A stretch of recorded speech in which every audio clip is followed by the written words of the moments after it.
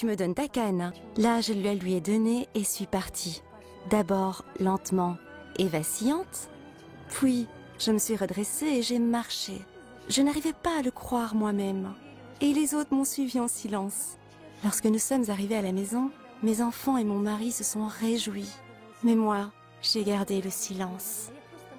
Et dans la nuit, je suis tombée à genoux devant une icône et j'ai pleuré. J'ai remercié Dieu toute la nuit pour ce miracle auquel je ne m'étais pas attendue du tout.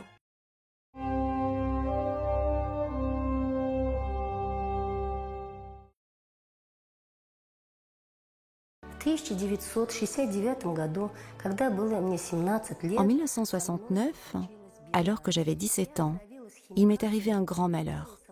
Je travaillais dans les champs de coton et me suis empoisonnée avec les produits chimiques que les avions déversaient sur les champs. L'empoisonnement a été très violent. J'ai eu longtemps une forte fièvre, j'ai toussé et mon état de santé s'est détérioré de plus en plus. Les médecins ont diagnostiqué une bronchite qui s'est transformée en asthme allergique. Ma santé s'est tellement détériorée que j'ai été reconnue invalide au 2e degré. J'ai suivi des traitements dans les hôpitaux de Samarkand, Tachkent, Batumi et Moscou et subi une opération mais sans résultat. Mon état de santé s'est encore détérioré et on m'a reconnue invalide au 3e degré. Comme je prenais 15 comprimés de cortisone par jour, la masse osseuse a commencé à diminuer dans les hanches et les genoux. Mes pieds se sont tournés vers l'intérieur et une jambe est devenue plus courte que l'autre de 2 à 3 cm. Je ne pouvais plus marcher normalement. À partir de 1998, je ne marchais plus qu'avec une canne et devais toujours être accompagnée.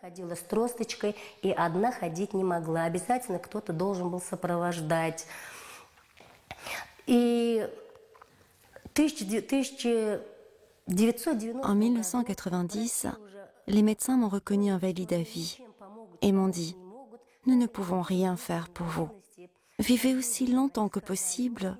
Votre maladie n'est pas guérissable. Ne restez pas allongé, sinon vous serez paralysé. »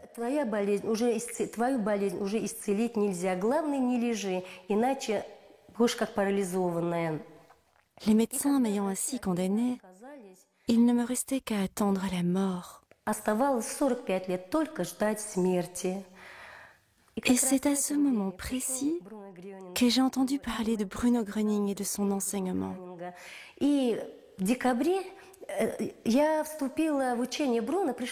J'ai été introduite à l'enseignement de Bruno Gröning en mai 1998. Et j'ai vécu un grand miracle en décembre de la même année. Cela faisait déjà 10 ans que je marchais avec une canne. En décembre, mon amie avait eu une pneumonie et ma famille décida de lui rendre visite et de lui parler de Bruno Gröning pour qu'elle puisse, elle aussi, recouvrer la santé. Au moment de rentrer chez nous, la nuit tombait déjà. Soudain, je ne sais pas pourquoi, j'ai dit « Si nous rentrions à pied ?» La maison était à 8 kilomètres de là. Mon fils a répondu « Bon, mais tu me donnes ta canne. » Là, je la lui ai donnée et suis partie. D'abord lentement et vacillante, puis je me suis redressée et j'ai marché. Je n'arrivais pas à le croire moi-même. Et les autres m'ont suivi en silence. Lorsque nous sommes arrivés à la maison, mes enfants et mon mari se sont réjouis. Mais moi, j'ai gardé le silence. Et dans la nuit, je suis tombée à genoux devant une icône et j'ai pleuré. J'ai remercié Dieu toute la nuit pour ce miracle auquel je ne m'étais pas attendue du tout.